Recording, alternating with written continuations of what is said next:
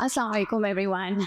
Distinguished guests, board members, fellows, alumni, and most importantly, parents of our fellows.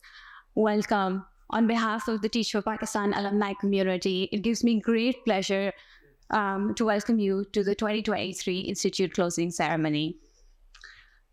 It's so inspiring and honestly humbling to be standing here before you today because it seems like yesterday when I was there sitting in a room much like this, okay, not as nice, but somewhat like this, sitting where you are, full of nerves, anxiety, lots of doubt about one of what turns out to be the biggest life decisions that I have made. Over 10 years have passed since I decided to join this movement. And yet, in so many ways, I believe it is still one of my biggest achievements to date, both from a professional and personal standpoint. And so, why did I join this fellowship? मैंने फैसला क्यों किया? ये कदम मेरे लिए भी मुश्किल था. Perhaps आप में से कुछ के लिए मुश्किल था. Just like many of you here today, I had graduated from sort of one of what is considered leading undergraduate institutions in Pakistan. And, after a lot of hard work and a lot of sort of tears and khoon pasina ek karke na, and then when you're graduating, you're like, this is it. This is my time to make my mark in the world and kind of get paid off for all the hard work that I've done, It's my time. And yet, after graduating from what was considered a fairly good university with options in front of me, I chose to join an organization that was barely 2 years old, signing up to teach secondary school students in a public school. Most or almost all of my friends, peers, colleagues, teachers did not understand this decision. Perhaps I did not also fully understand this decision. And it came from a good place, right? Because we grew up thinking we know our path. हम school जाते हैं, हम university जाते हैं, and we have a whole life plan, and that's how we're taught to think. And so I had a plan, and yet this opportunity sort of kind of threw everything out of that plan for me. But what I knew, that even though I didn't know what the future would look like, I didn't know if it was a professional suicide that I was about to step into or it was something amazing. But I did know that whatever I get out of this, I will learn and I will grow. And I will challenge myself like never before. And I will put myself in situations that perhaps I will never be able to do in the future. And honestly, situations that most of my friends or even my mentors and people I genuinely look up to have also never experienced before. And so I would be doing something, yes, that they don't understand, but also because they probably didn't have the privilege to experience. And so knowing that it was purely an investment I was making in myself, and at that young age, I thought it was the time to take those risks, I decided that I am going to take this chance on myself. I didn't know if I could do anything in the classroom. Honestly, the idea of teaching was daunting. I was going to teach math. I did not like math. But it was not about that. It was about the experience and what it had to offer. And boy, did I learn. Learned not only about myself, but about people, about communities, about how our children are, and how our systems work. Learned how to pick myself up after failure time and time again, learn how to deal with heartbreak, and how to bring people together. But most importantly, learned how to listen and stop and accept failure, and learned that I know very little, if nothing at all. My school, which you've heard, was at Ibrahim Hedri. It's a remote fishing village on the outskirts of Karachi, with very limited contact with the rest of the world. I was tasked to teach grades 6, 7, and 8 with average class sizes of 80 students. When I entered my classroom, my students could not recognize 2-digit numbers, and this is grade 6. And yes, I had received rigorous training in the institute, all the best international practices, all of the models that Teach for All had to offer. I was prepared with those. But yet, when I stepped into the school, I felt completely lost. I did not think I was prepared for this. And every challenge that would come seemed bigger and deeper than what they had prepared me to, or so it felt. Nothing was what it seemed. Students तो आते थे classroom में, absenteeism का मसला नहीं था. Teachers भी आते थे, late आते थे but आते थे. कोई मसला नहीं था. Highly trained teachers थे. The most inexperienced teacher in my class had an experience of 18 years and was a grade 16 officer. Infrastructure was limited, but it was there. There was nothing lacking. And yet, most students could not recognize 2-digit numbers. And so I'm not going to go into the specifics of the classroom or what you can do and what you can't do, because you definitely know it much better.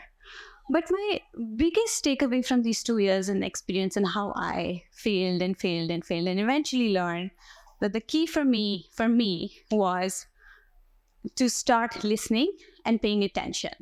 As soon as I realized and accepted that I do not know the answers and it's okay to fail, my vision, the blurriness cleared. For me, it was about recognizing the fact that the students and the communities and the teachers in the school knew best. I just had to listen. And for me, it really came to fore during the end of my first year of fellowship, where my school, if you guys know this, March में board exams होते हैं और वो board exam का center बन गया school. And this is Karachi 2013, so हालात थोड़े से stable नहीं है. And so the school was shut down for initially a month, but it extended up to being shut for 3 months. Now at this point, the teachers who really want to help are bound. They can't do much. The students want to learn, but we can't do much. And so for me, it was about, okay, what do? We take a step back, we listen to what the people are saying, and we realize we can set up an alternate learning space. But it's not so easy. How do we do that? How the 3 of our fellows placed together in a very alien community, 22, 23-year-olds, how are we supposed to just set up a new learning space that is safe, welcoming, and, able to achieve all of our objectives? And for me, I realized later, we weren't in this alone. We didn't have to do this alone. And so, long story short, we were able to find a space in the community, which was very welcoming, had enough space. And initially, everything seemed fine, but the students weren't showing up.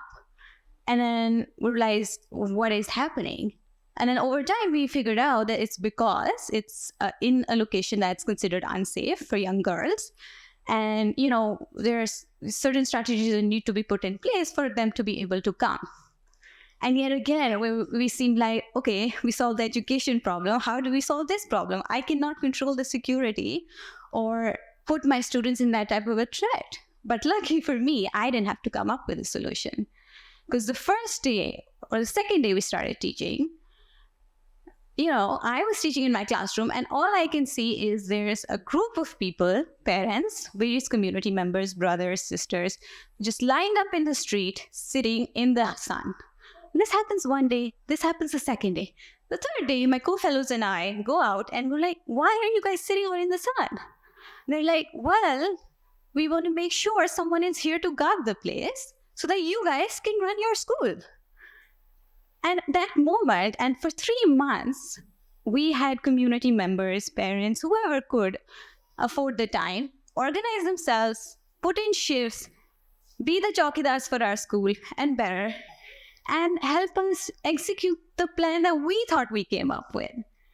And so for me, that is the essence of the community and what this fellowship has to offer.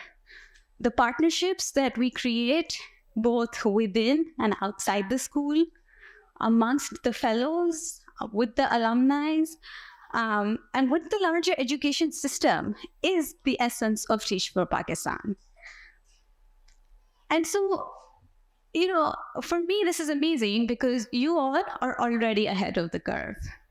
You have acted on a vision and demonstrated excellence that's beyond beyond many of your peers. Let me say that. You have exhibited or shown intent to exhibit leadership that our country and community desperately needs. I have full confidence, and can say it with confidence, each one of the 68 of you in front of me today are best that our country has to offer. And I know this because I know how much, effort and tears goes into the recruitment. And we make sure of that. And so, as you guys get ready to step into your classroom, I really want you to take that with you. Go in with a sense of humility, but go in knowing that what you can do. Let your students inspire you. Meet them where they need you, not where you think you need them. Do not be afraid to fail, but really know why you're doing this. Be clear in your vision and then shut out the noise. That's it.